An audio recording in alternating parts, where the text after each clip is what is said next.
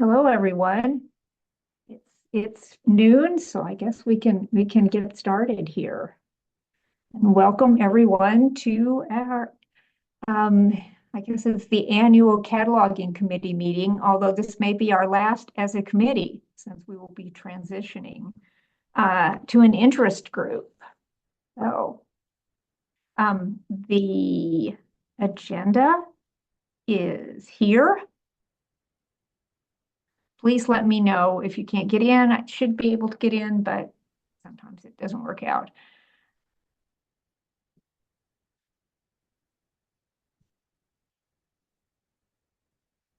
Right. So, um, welcome everyone. I don't know if we want to go around and introduce ourselves or we just want to get started here, but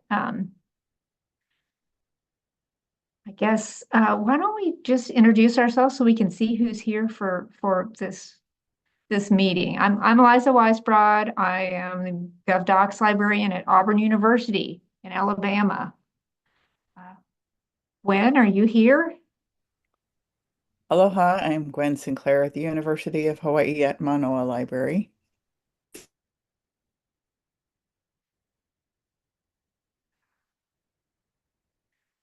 Wow, we have a lot of people here. Ryan?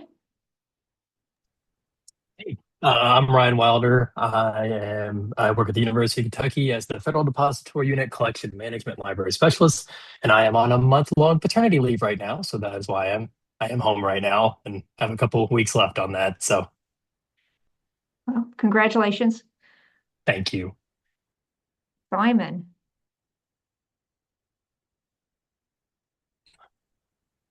Come on, I'll mute. Uh, don't want to mute my.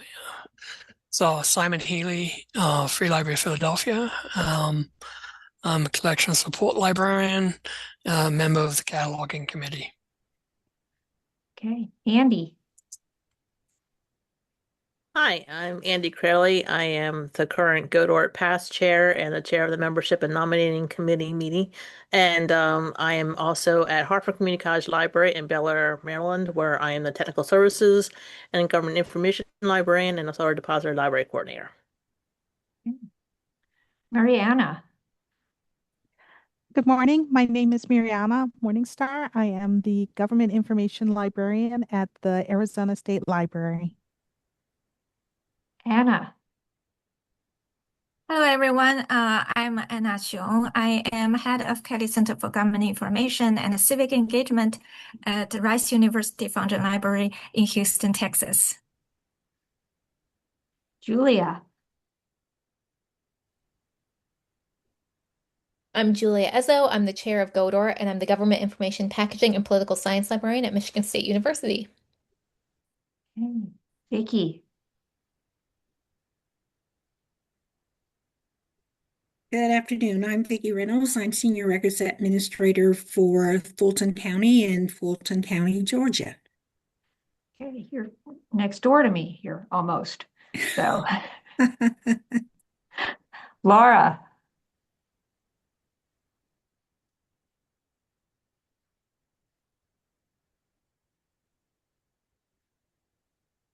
Well, she may not be here. How about Susan?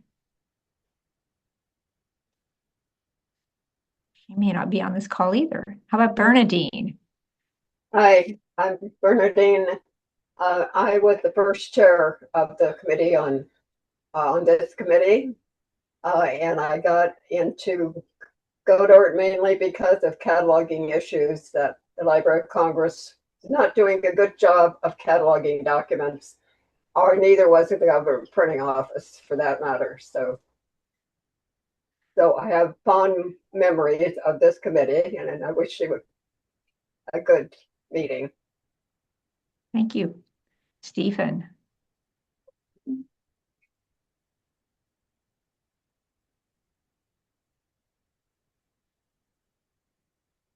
You're unmuted, but we don't hear you.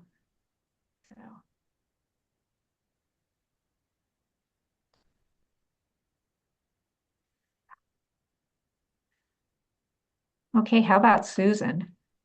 Either of the Susans.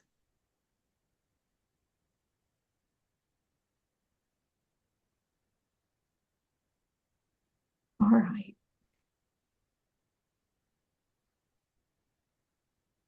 Hi, can you hear me? Yes. Hi, Lisa. I was a member of Goldort and I just re-signed up again, resubscribed yesterday, hearing all the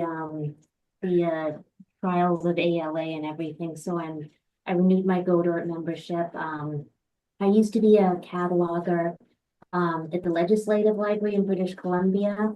And I've always been interested in cataloging and the GovDocs information here in Canada and the subject headings we're dealing with. So that's kind of my interest. Sorry if I missed the introductory question. I was multitasking.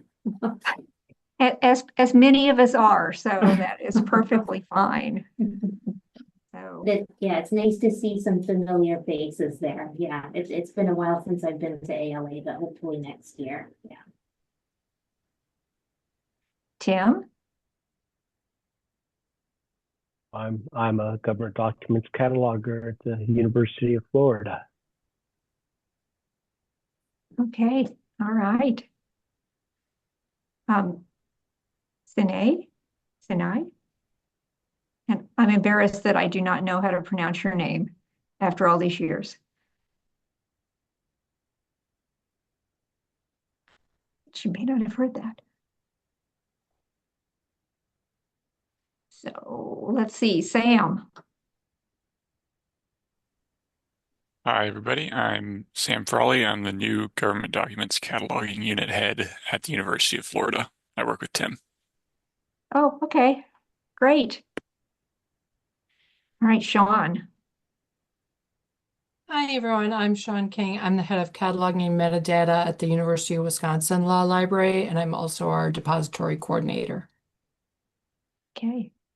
Sierra.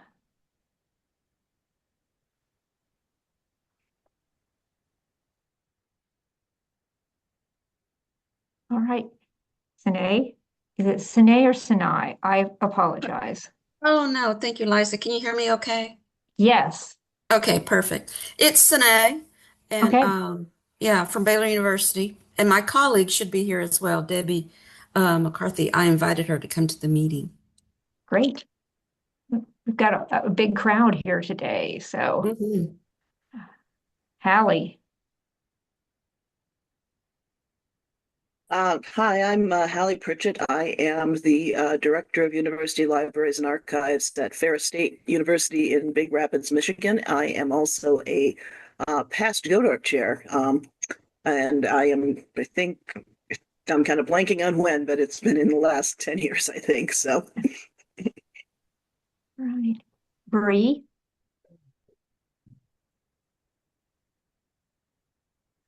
Okay. All right. Okay. Well, welcome. All right, Molly.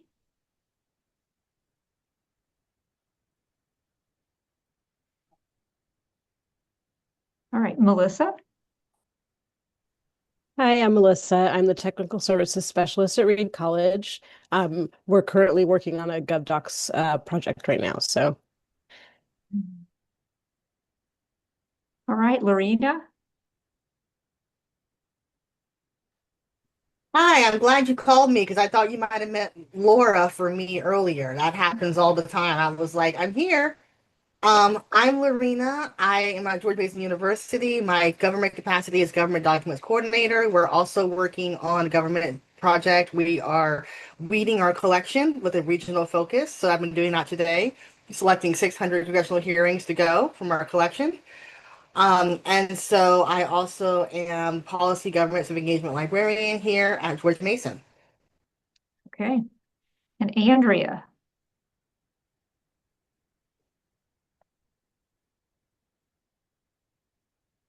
Hi everyone. Can you see me? I am now the coordinator of the cataloging training program at Indiana University in Bloomington, and I am working on creating or co-editing a special issue on government information for Cataloging and Classification Quarterly, which is a Taylor and Francis journal. And I am writing a article with Gwen Sinclair on state documents cataloging and classification. Nice to see you all. All right. Did I forget anybody that anyone would like to introduce themselves?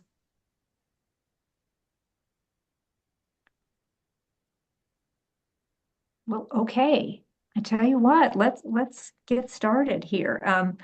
I put Gwen on the agenda here with a report on cataloging toolboxes, although I did not ask her permission. So Gwen, would you like to report on this? Yes, I am prepared to report on the cataloging toolboxes. So before I jump in, I would like to acknowledge Andrea Morrison because she was one of the originators of the cataloging toolboxes and did a lot of the initial work to get them set up. So she definitely deserves our kudos for doing all of that work to set them up and populate all of the pages with content. I'm happy to report that we have 2 volunteers who are working to update the toolboxes. Leith Alvaro is a new member of the cataloging committee, and she is working on the federal toolbox. And Ivory Malcolm is working on the international toolbox, and I just finished updating the state toolboxes, kind of in conjunction with the article that Andrea and I are writing. So the updating is going well, and the kinds of updates we are doing, of course, are aside from fixing broken links and updating outdated information, we are also moving all of the in-text links into the assets so that they can be more easily updated. And we don't have, multiple links to the same resource that are not, we only have to update it once.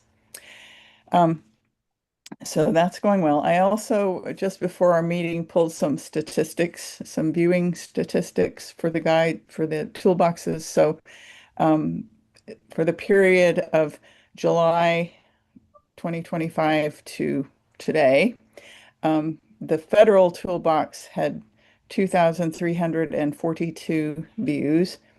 The state toolboxes had 925 views, and the international toolboxes had 156. So that's kind of low. It kind of seems like that one is not really being looked at that much. And I'll put these numbers into the chat when I'm finished so that if anybody wants to look at them. And of course, we have several years worth of data that we can look at if we need to.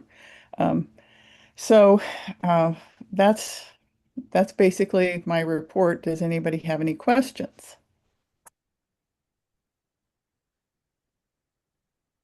So is there a lot of work in maintaining these? Just because I have never done this. Well, I would say that probably the federal toolbox just has a lot of pages on it, so it is a fair amount of work. Oh, and I would also like to acknowledge Valerie Glenn. I don't think she's here today, but she did a lot of link checking and so forth on the federal toolbox that was very helpful. The state toolboxes also are kind of a lot of work just because they, we have 50 states, plus we have the District of Columbia and the U.S. territories.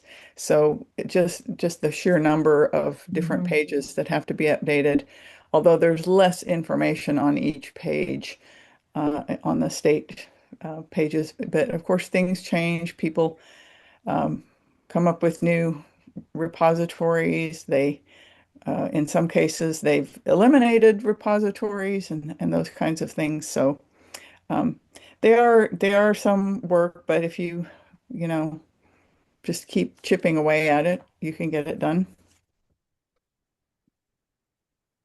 Are there other questions?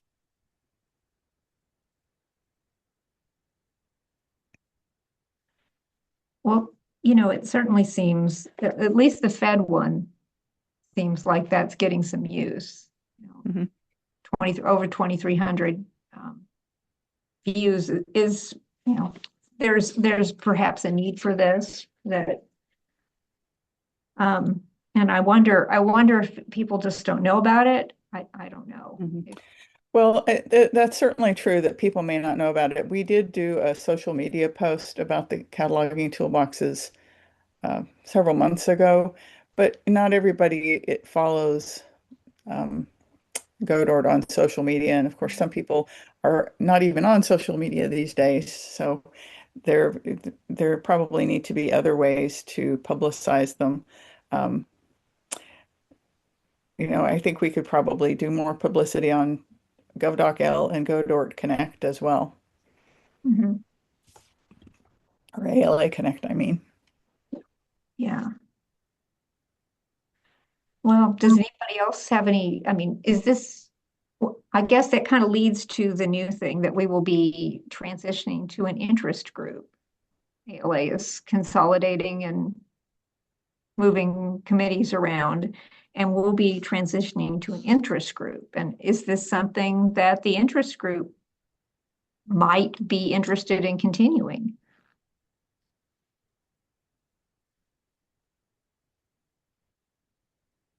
I'm heartened to see all of these catalogers here, which that would be good. So,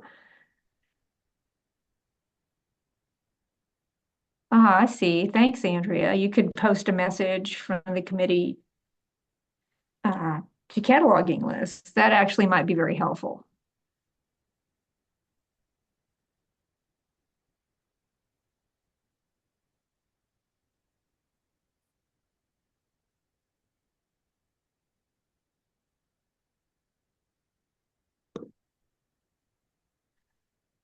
So,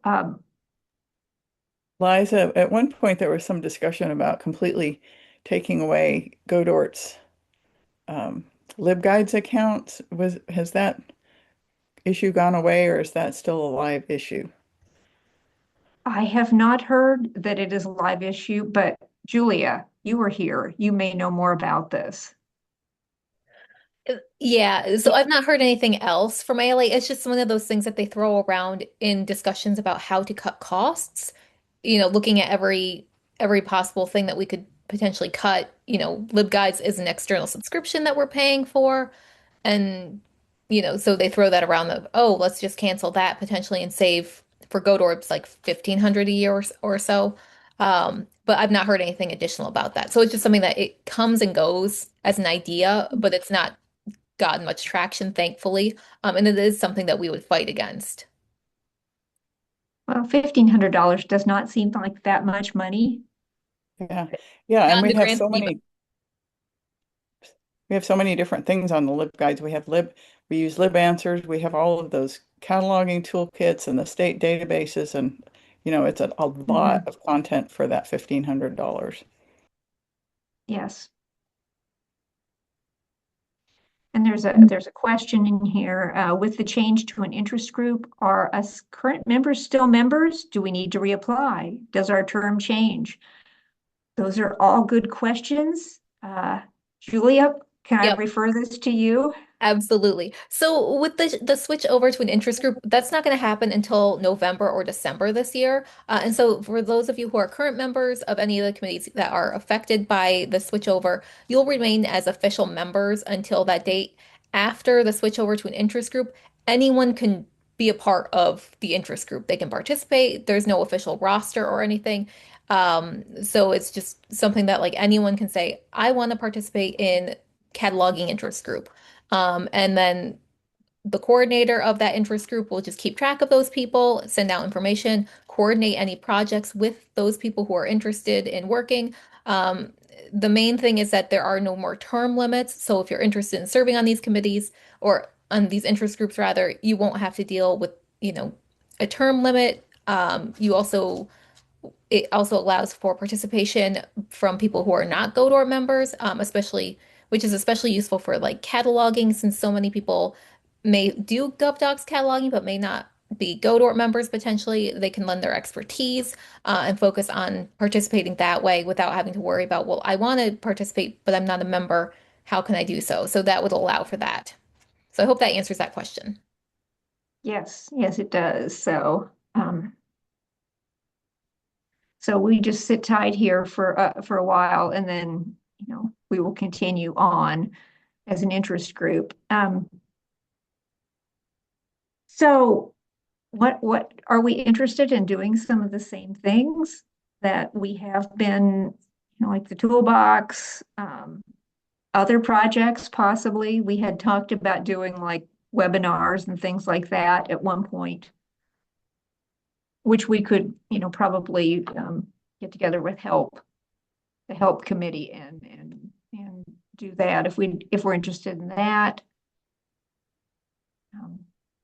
You know, what does it look like to be an interest group as compared to the cataloging committee?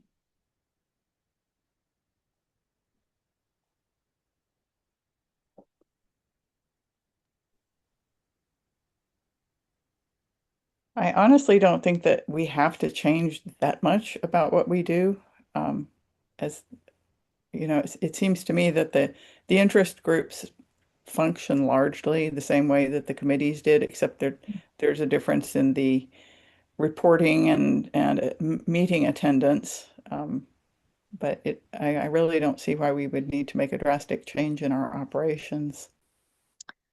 That's how it sounds to me too. So, I mean, what sort of things do you think we could, you know, what would be something we'd want to address? I know that it's been brought up. Do we need a representative to CCDA? And I looked this up, and I guess we are not a voting member, but we are like a liaison. So we're in an advisory capacity, if I'm correct in the way I interpreted that, as are like 30 other different organizations.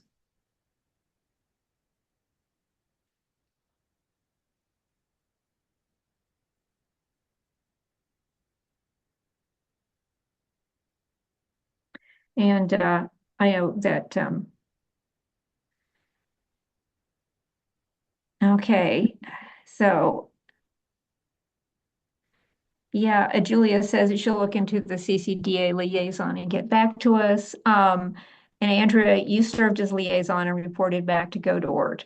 Our current liaison, Chad Dietz, wrote a nice email about saying, well, you know, a lot of it was pretty granular, you know, the things they discussed. And so, you know, a lot of it was not something most catalogers would encounter, but, you know, he was willing to serve and do that. So.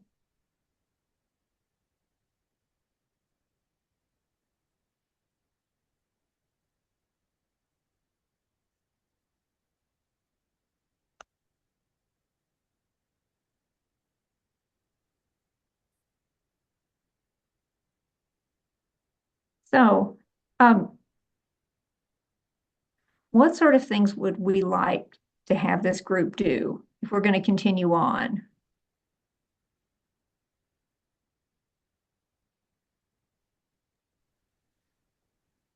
I mean, you know, in this, the NCSAs have started doing these office hours meetings where people just come and ask whatever, or you can have it be set up kind of like a GoDort Friday chat where there's a specific topic.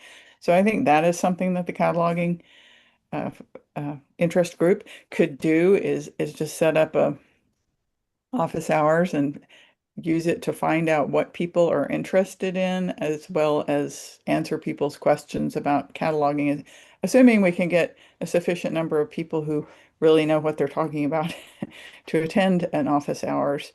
I would not be good at that, but you know, there's definitely people in this meeting who are really experts.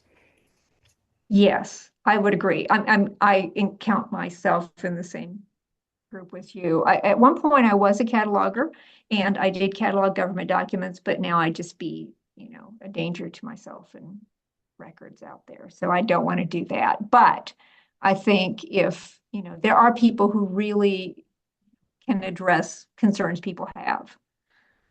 So sort of an open house, so that sort of thing, that's a great idea. So people could bring cataloging problems. They could, if they have some idea that what they would want us to do, they could bring that. So.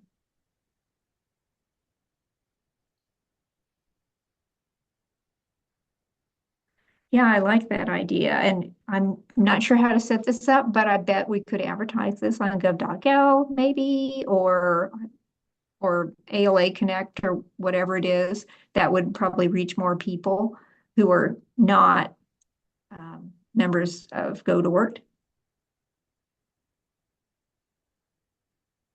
We've talked about some sort of a webinar or something. I don't know what sort of ideas we might be interested in. I know they're getting a new RDA. Am I correct about this, catalogers? And, maybe how this affects documents. I don't know, documents cataloging.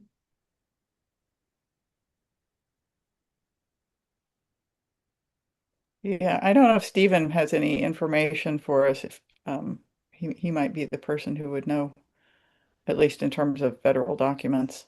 Do you know, Stephen?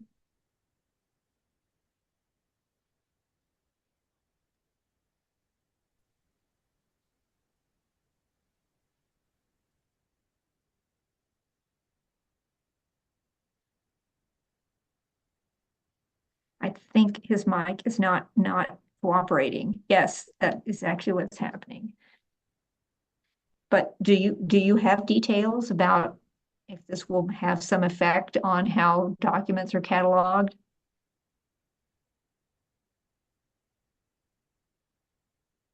Oh, okay. All right.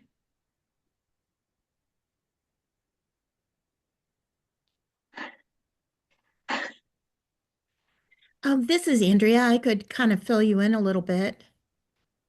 So GPO is a member of the Program for Cooperative Cataloging, PCC, and so they will update. So that means for serials cataloging, that means for authority work and cataloging monographs, they will be updating their cataloging policies and procedures.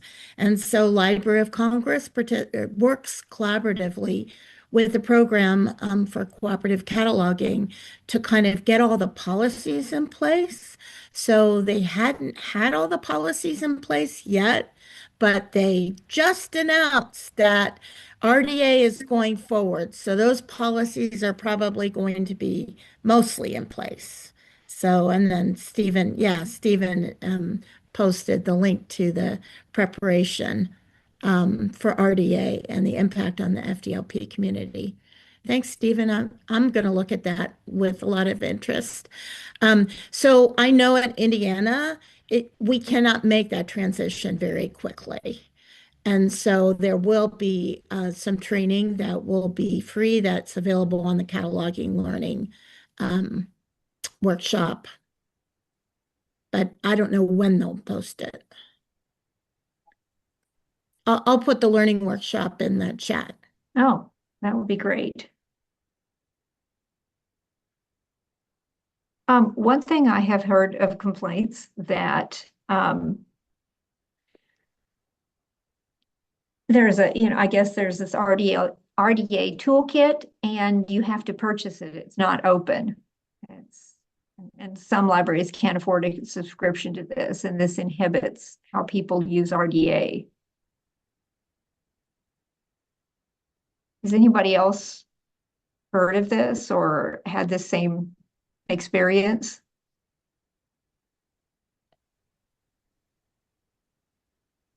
I can speak up to this a little bit. It does require a subscription, but we also had to purchase AACR2 physical materials. I know that was a one-time expense, but then if they made updates, you paid for updates, right? So in Right. essence, it's kind of the same thing.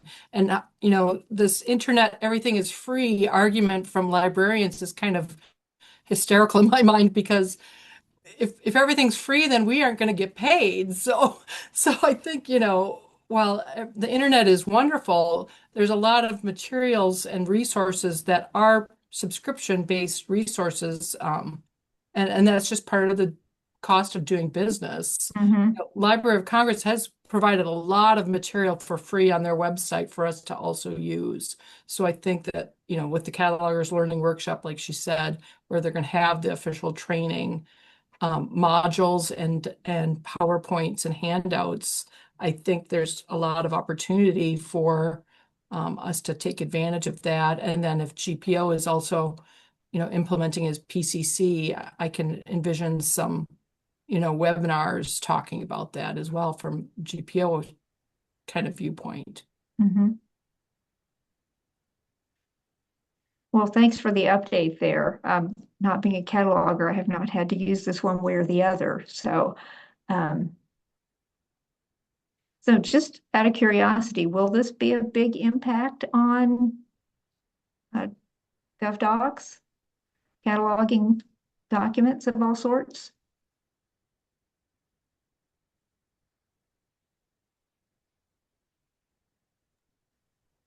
Hi, this is Andrea. I defer to GPO, but it's really going to affect authority work. So authority work is going to get a little bit harder, and describing some of the aggregate works might be, so the aggregations. So when there's introductions to a text that was previously published, I think some of the things that official RDA requires will be confusing. And some of them will be no-brainer, like time span of a conference. Oh, well, that's not a problem. That's understandable. Some of the language that will be used, which will be the official terminology, will be very strange, especially aggregated works and expressions. People won't understand what these terms mean in the records. So they're looking at alternative normal language words that we could possibly use. But in the meantime, I think institutions will have to make their own decisions about what will be used. And I think GPO will make some great decisions about that too, but they'll follow the guidelines for PCC. And the metadata guidance documentation is in the chat, and along with the policy statements. So they'll still post policy statements on each one of the RDA standards, and those also will be free. But then the RDA standard will not be free, but you can go to the RDA registry, which is a website that tells you what the current terminology is. It's just hard to use. So I think in the docs community, we need to rely on GPO and other cataloging institutions, you know, like National Library of Medicine and stuff. Mhm. Yeah, thank you for this. That's a great, it's good to have an update on what's going on there.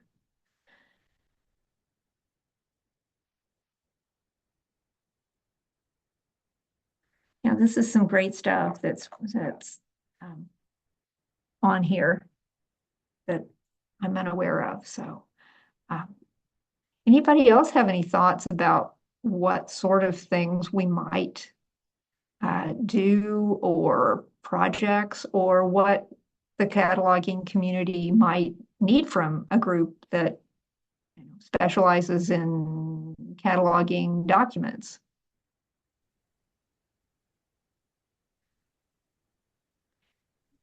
Bernadine. I was wondering if this group is working with the United Nations Library and their cataloging, particularly with international documents, and they catalog in all different languages and so on. So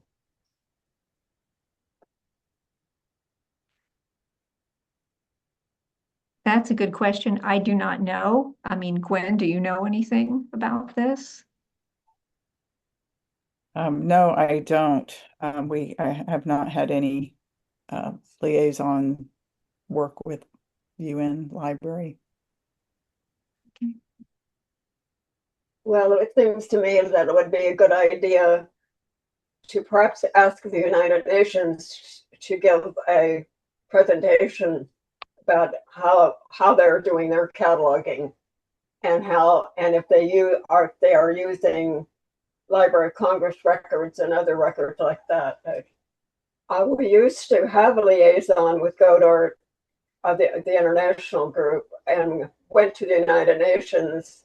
We had United Nations librarians who were active in GODORT, but I don't see that that's happening now. So, particularly when I was representative to IFLA, we had a lot of the international librarians interested in what GODORT was doing.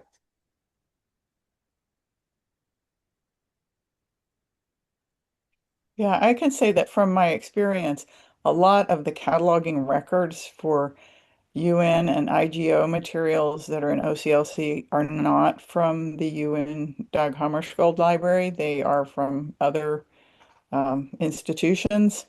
So it's not clear to me, to what extent the UN Library catalogs things versus other people in various other places are cataloging them.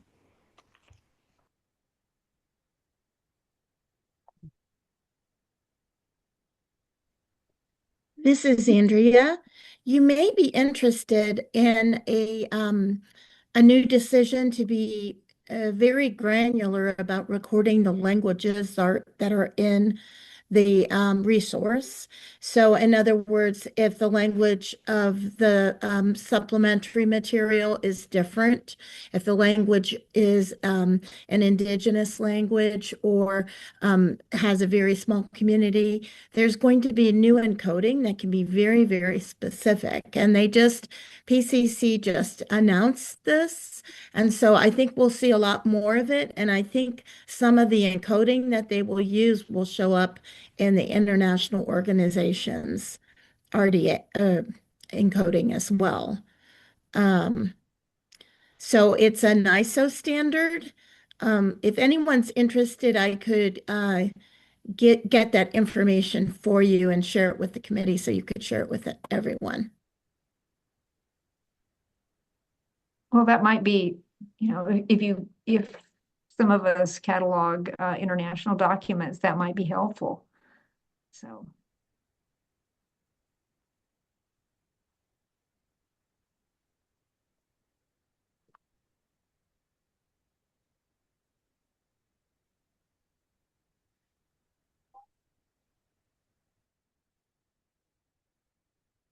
So anything else that's has come to mind here of things that our committee might be interested in doing?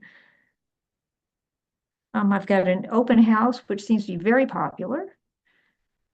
Jenny. Not highly interesting, but I was just going through Link Checker this week and last week, and so there's a bunch of things that either have redirects or broken links on some of the toolboxes. So I just wanted to point that out.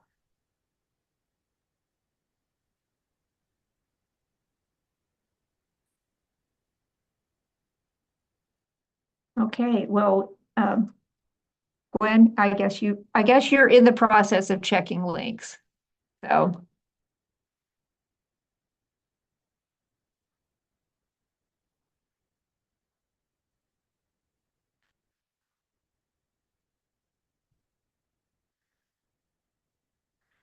those of you who have government documents projects going on, are you primarily weeding? Is that what you would be doing?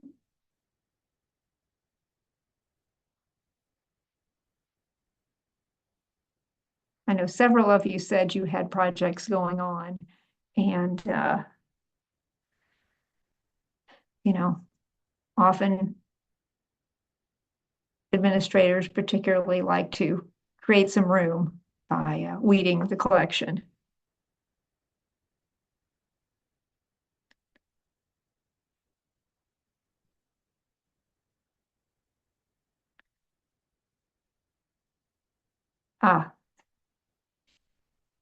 Yes, Weeding, but unfortunately, my cataloger working on this is a former GovDocs librarian. That is helpful. So.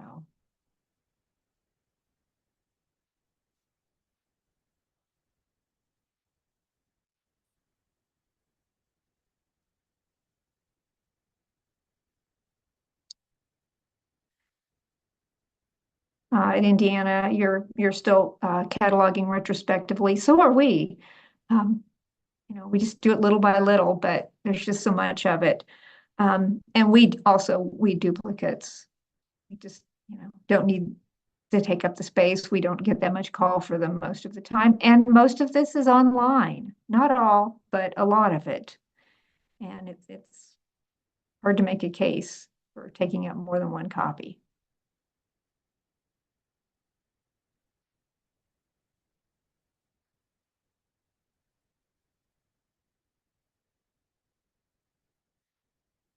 Okay.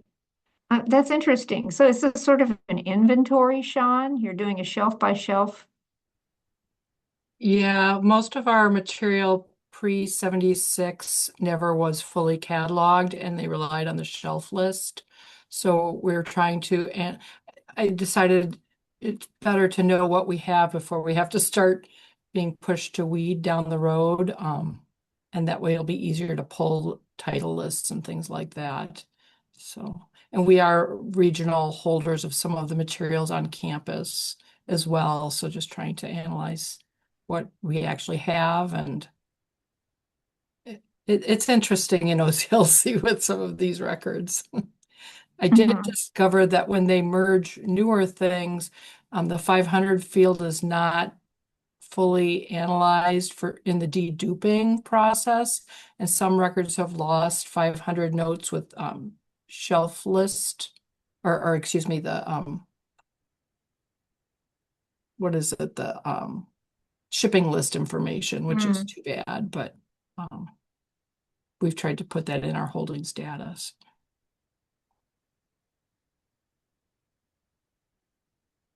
How large is your collection? Of GovDocs? Mm-hmm. Not exactly sure offhand right now. They measure it by the shelf range, so but yeah, it's fairly substantial. It takes a full floor of our library of 5 different floors.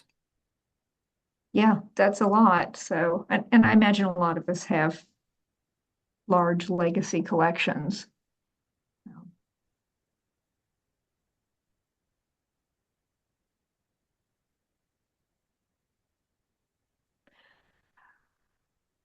Well, okay.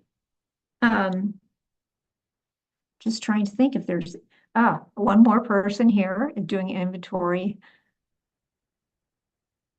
of state documents repository. Okay. So are you fine? How is your inventory going? Were these things cataloged before? I'm not the documents librarian, so I don't know the whole process, but no, a lot of our Connecticut documents were not. Unless they were up in the cage, locked up, those were all cataloged. And now we're digitizing those as well, if we only have one copy, because we're the official holder. And there's only 15 selectives and they don't have to keep anything. So we have to keep to preserve. So I know that our support staff, we have an amazing gentleman who, our support staff, and he's doing a lot of the shelf catalog inventory. And then they're also working cataloging, comparing the catalog and the shelf list. Because we don't maintain the shelf list, but we still have it and still refer to it. And everything for Connecticut documents is original cataloging. That's not terribly surprising. You're probably the only people that have a copy of whatever the document is. So yeah. So is the cage kind of like special collections? So we have special collections, which is down with the state archives, because we have 3 different reference units. And no, the cage is not, it's in between special collections and the open, because our stacks are open. So it's a cage, they don't have to use it in a secured collection. Patrons can use it anywhere in the library, but they must return it to the 5th floor reference desk. Because we have 3 reference desks. And it leaks. And it's a really fun place. But yeah, it's kind of in between. Like the really rare special collections are downstairs.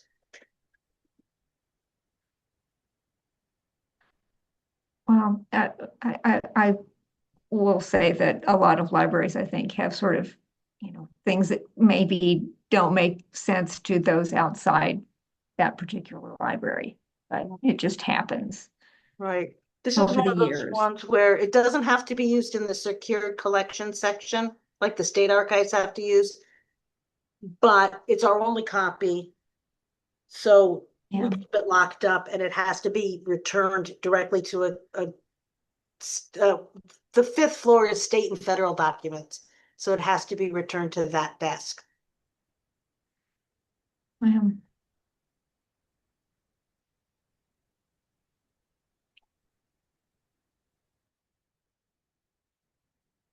Well, with a lot of these, it sounds like some cataloging will come out of it, which will help the rest of the world, the cataloging world, when we do get around to retrospectively cataloging things.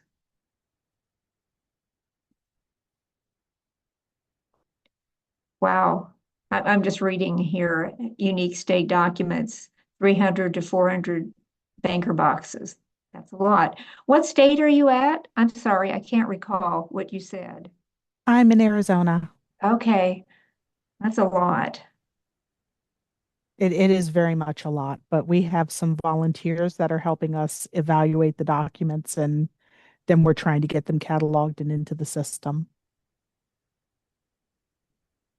Wow. Wow.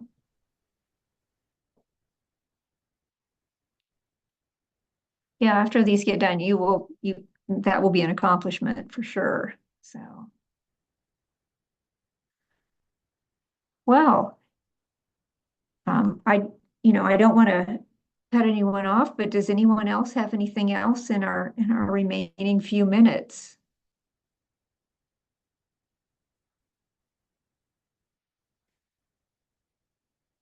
It looks like we're, thinking about some sort of open house, and doing some advertising. Andrea said she would post a message for us about the toolboxes, which I think will be great. And we should, it sounds like learning about the official RDA and the changes is being taken care of. Well, maybe not being taken care of, but GPO is doing a lot of work with that, as is LC. Bernadine. The federal librarians are in a lot of trouble right now with the new administration, and I'm hoping that Godard will contact some of these federal librarians off the record, not publicly, because that could get them in trouble, but find out if they're getting rid of the libraries themselves or the librarians, because a lot of them have been cooperatively cataloging with GPO and the Library of Congress. And a lot of them have unique collections, as I had when I was an APA librarian. I tried to get every document that EPA had ever had anything to do with. But they put my library out of business, the one in the Kansas City region. They just recently did that. And very flippantly, don't even know what happened to the library collection. They go to North Carolina, where EPA is.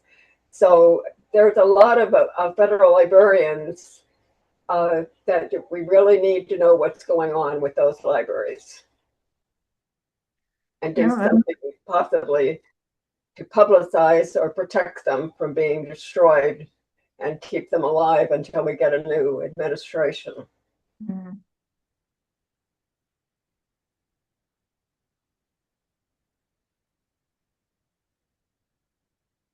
I've always found the federal libraries, their librarians super helpful.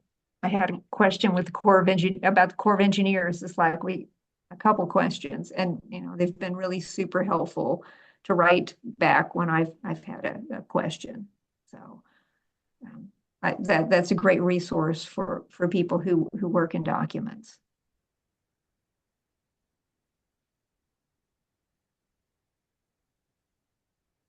Well, does anyone else have any thoughts or stories to share or ideas?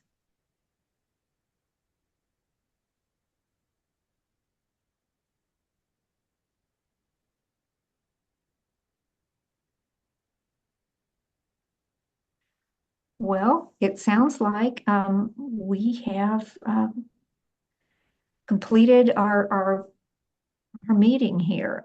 If anybody has any more ideas, have an office hour on using AI in cataloging, that would be great. Do you know anything about this, Andrea? Have you used AI in cataloging?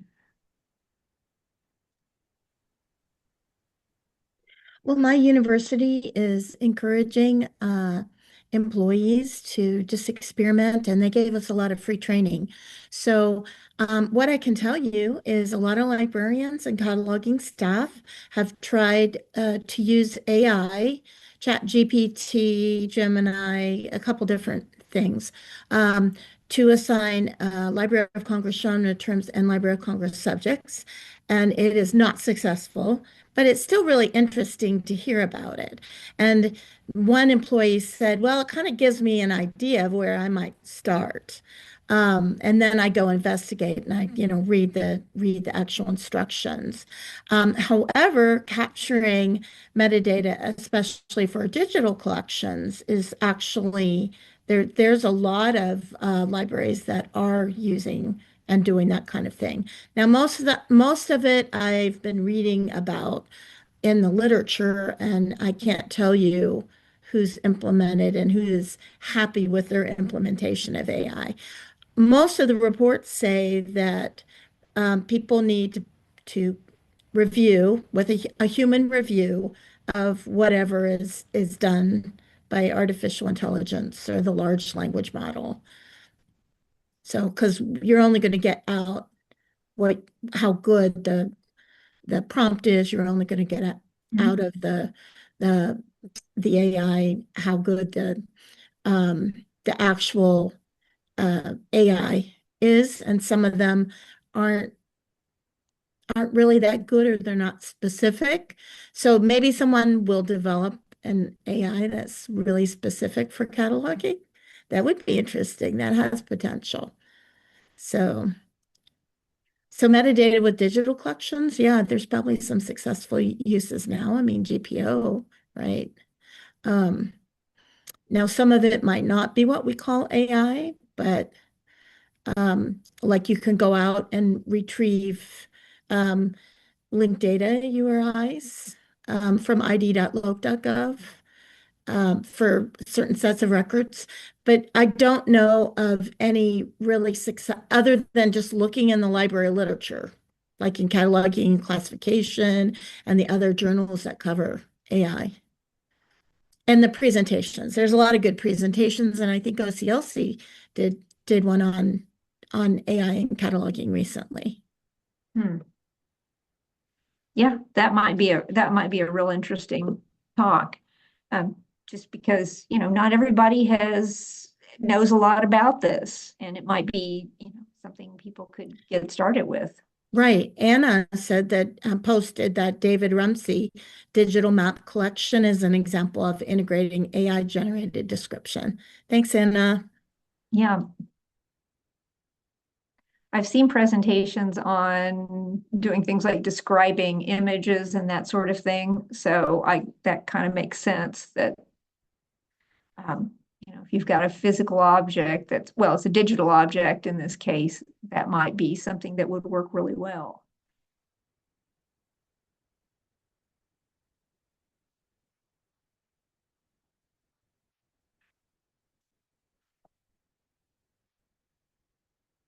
Okay, we have about 5 minutes. No, I'm looking at the David Rumsey. That's interesting. I'll have to look more at this. See what sort of, and oh, it's a generated summary. Okay.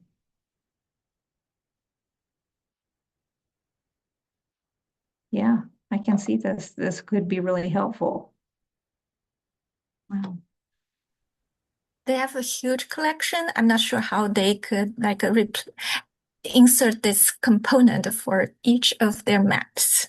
I searched a lot of their maps recently, and all of them have this kind of AI generated summary already. Mhm. Jenny says, do your institutions have statements on environmental impact and sustainability? And that's true. I mean, there is a lot of talk about how AI kind of is not sustainable in certain ways.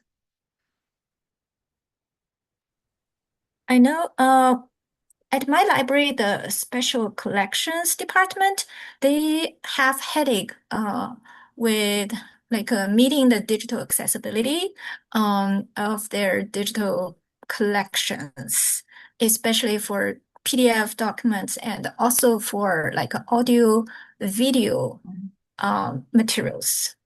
So I don't know how other libraries have handled it or what problems you encountered and what solutions you are using. Yeah, that's what's happening on my university. They work hard to cope with that problem, and they have my special collections department colleague. They have tried like a Claude. They think that worked better compared to ChatGPT. And also there's some library collaboration with other, like a Baker Institute faculty and also involving CS students, like postdoc. They try to like apply some computer science technology to convert PDF. I don't know much details about that because I'm not a tech guru. I don't know how to describe, but I know they're working on something like that to deal with the PDF documents. So I can share with you that our teaching and learning department said that PDFs are not going to be accessible and they're not recommended to use in our Canvas, which is our learning system. So they recommend just keeping those files off, in the cloud, in Teams or wherever, and then just putting a link or using the image of the file and having that, put that in a Word document and then describe that. However, we just heard presentations at IU that a lot of our videos that were already created, well, they fall under the provision of things that are legacy. So unless you're creating new or updating it, then you would just you would just offer to make them accessible if somebody needed that. And then they would have to be fully transcribed. So, and the requirement for accessibility has been extended. It was next this year. April.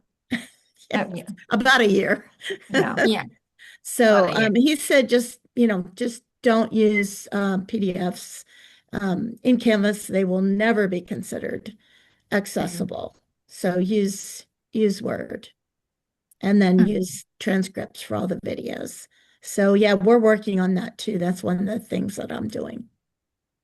It's a Wow. problem for all of us. Yeah, it is. It is. I know some digital collections that will be a very difficult transition.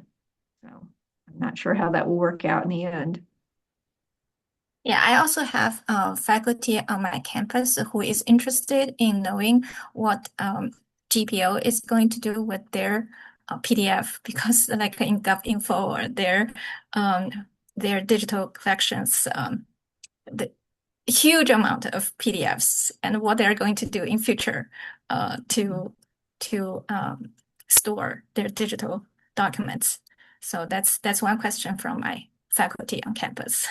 Okay. And I have asked Cindy because I was the past chair of the South NCSA regional committee, so I have more regular meeting with GPO staff.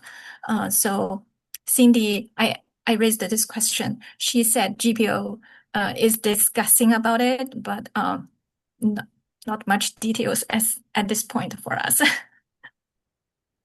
All right. Well, it is 1 o'clock, and I think we have another committee who will be meeting here at 1 o'clock. So I guess we have to end here, but thank you all for all of the things that you've brought up in this meeting. So I'll try to write something up and send this out to you with all these great links.